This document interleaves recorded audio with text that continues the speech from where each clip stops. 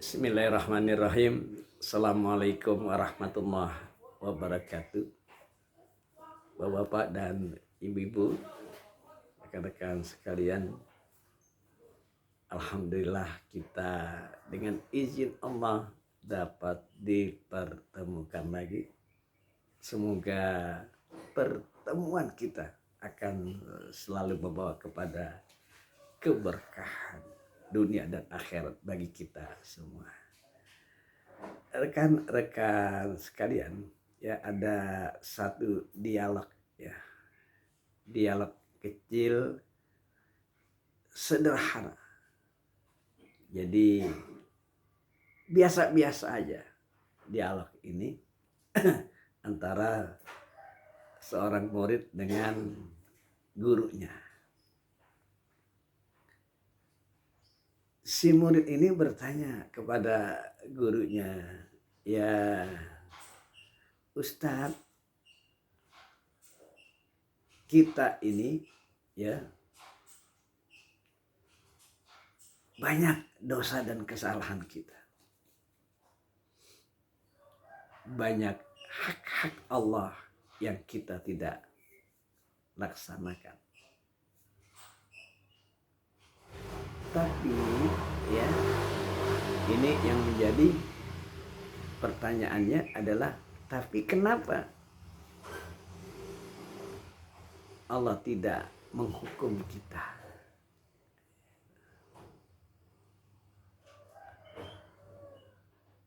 Si ustadznya ini tersenyum. Lalu kata si ustadz, apa iya Allah nggak menghukum? Lalu si murid ini menyatakan, iya Ustadz. Kita bisa melihat berapa banyak orang yang ibadahnya seadanya. Bahkan jarang.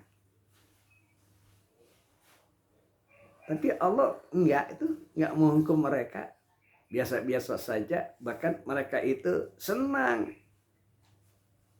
bahagia, rukun rumah tangganya. Rumahnya besar, mewah, mobilnya juga yang luar biasa mahalnya, punya villa, punya kekayaan, punya harta, dan segala fasilitas hidupnya itu ada.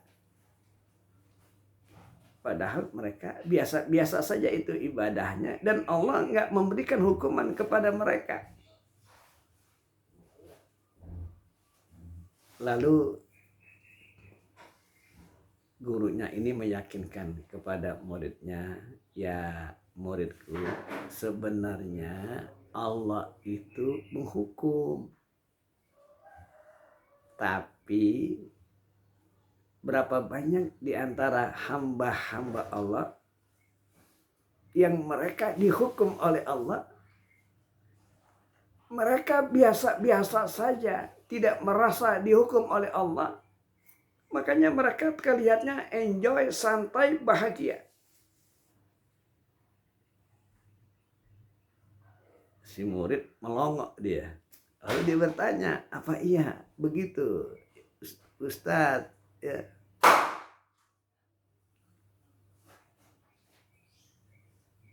Lalu gurunya itu bilang, hukuman Allah yang sangat dahsyat kepada hamba-hambanya adalah dengan dijadikan berkurangnya taufik pada diri orang itu.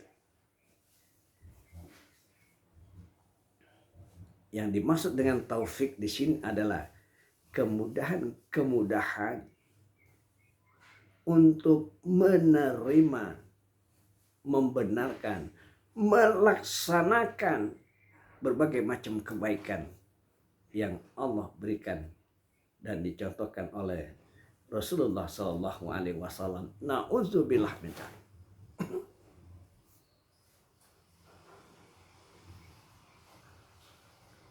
Hampir tiap saat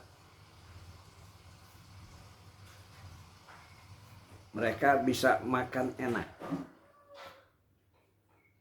apa yang dimaui bisa mereka santap. Bahkan bila perlu mereka makan di luar, di tempat-tempat yang mahal, yang mewah, dengan beraneka ragam makanan dan masakan.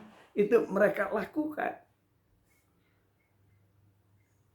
Lalu bagaimana hukuman Allah kepada orang yang semacam ini? Dia tidak bersyukur atas nikmat yang Allah berikan. Bahkan dia tertawa sebahak-bahaknya. Lalu dia mungkin bikin acara-acara yang membuat mereka lupa kepada Allah, lupa akan rasa syukur. Ini merupakan hukuman Allah kepada orang itu. Diberikan harta yang melimpah, diberikan kesempatan waktu bisa bersenang-senang, tapi jauh dari bersyukur kepada Allah Subhanahu wa Ta'ala.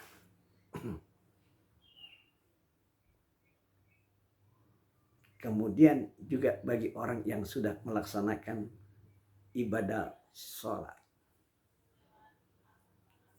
ini kan sebenarnya bagus, luar biasa. Bisa melaksanakan ibadah sholat ini luar biasa.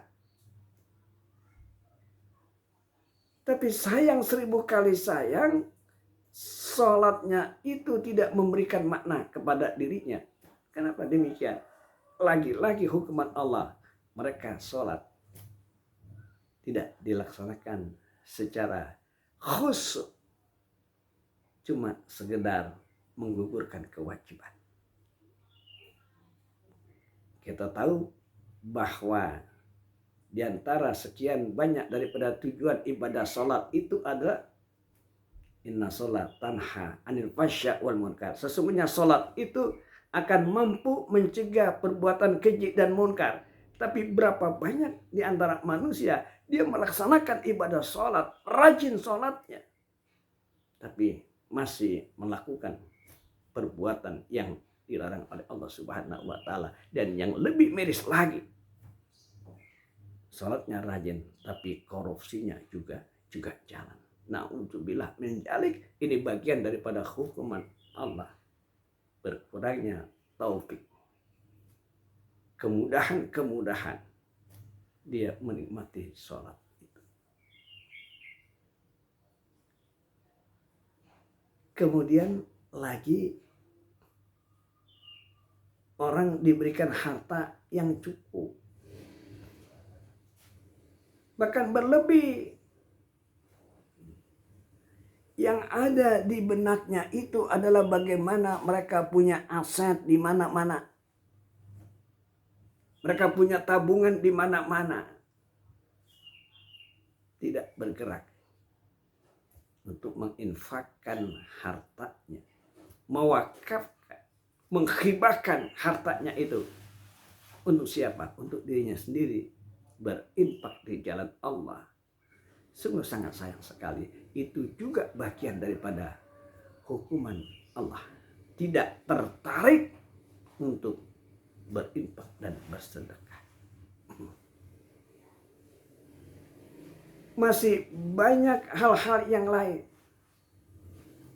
Lagi di tengah-tengah kesibukan kita, apalah di pekerjaan kita, atau bisa jadi kita sedang bermain tenis meja misalkan, ya, datang panggilan azan, apakah ada kegembiraan di dalam hati kita, atau kita masih meneruskan permainan itu?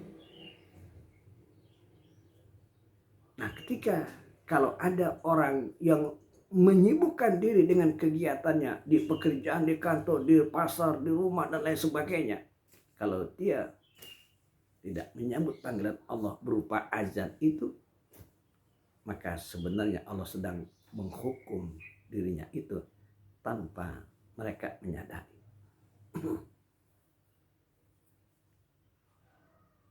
Lalu yang selanjutnya adalah diperintahkan kita oleh Allah, dicontohkan oleh Rasulullah, bagaimana kita memberikan perhatian kepada anak-anak yatim yang tidak punya bapak, Mereka membutuhkan makanan, membutuhkan minuman, baju, pakaian, kesehatan, pendidikan. Itu membutuhkan perhatian daripada kita. Tapi berapa banyak di antara kita itu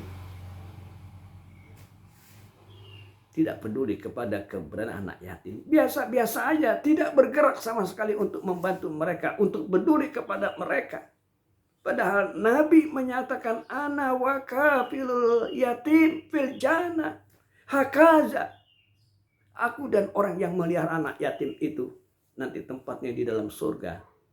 Dekat seperti ibu jari dan jari telunjuk. Luar biasa. Tapi tidak bergetar hati kita untuk membantu mereka.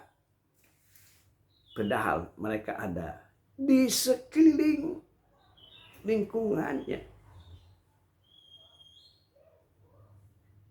Ini juga merupakan hukuman yang Allah tidak menggerakkan hatinya, tidak menggerakkan fasilitasnya untuk membantu anak-anak yatim dan kegiatan anak-anak yatim. Tidak ada rasa tertarik untuk membantu mereka. Ini juga bagian daripada hukuman dari Allah. Padahal mereka punya kesempatan untuk melakukan yang terbaik. Membantu anak yatim. Memberikan fasilitas anak yatim. Itu nggak main-main kata Nabi. Tempatnya di surga. Tapi kenapa kita tidak bergetar? Inilah karena kemudahan atau taufik itu berkurang pada diri seseorang. Sungguh sangat disayang sekali. Hadirin sekalian, ini dialog yang ringan-ringan saja seorang murid dengan seorang anaknya. Bahkan dalam kapasitas yang lainnya pun demikian. Berapa banyak manusia hamba Allah yang dia mampu melakukan kebaikan, dia mampu berinfak, dia mampu bersedekah, dia mampu menunaikan ibadah haji, dia mampu berbuat baik kepada Allah dan kepada orang tuanya, kepada anak yatim, kepada saudara-saudaranya. Tapi sayang tidak itu, tidak dimanfaatkan itu. Berapa banyak dia mendengar orang membaca Al-Quran, bahkan dia yang membaca Al-Quran tapi nggak ngepek. Ancaman Allah nggak ngepek, dianggapnya biasa-biasa saja. Padahal Allah menjelaskan, lau anzalna hadzal Quran ala jabalil la ra'aitahu khashi'am mutasaddiam min khasyatillah. Jika Al-Quran itu turun pada sebuah gunung, niscaya gunung itu akan meleleh sampai ke dasar-dasarnya karena takut kepada ancaman Allah. Tapi kita manusia seringkali mendengar baca Al-Quran, bahkan kita membaca Al-Quran, tapi cuma sekedar di lisan saja, tidak bergetar dalam hati kita, tidak ada rasa takut kita sama sekali akan ancaman Allah. Itu juga bagian daripada hukuman yang Allah berikan kepada seseorang. Oleh karena itulah,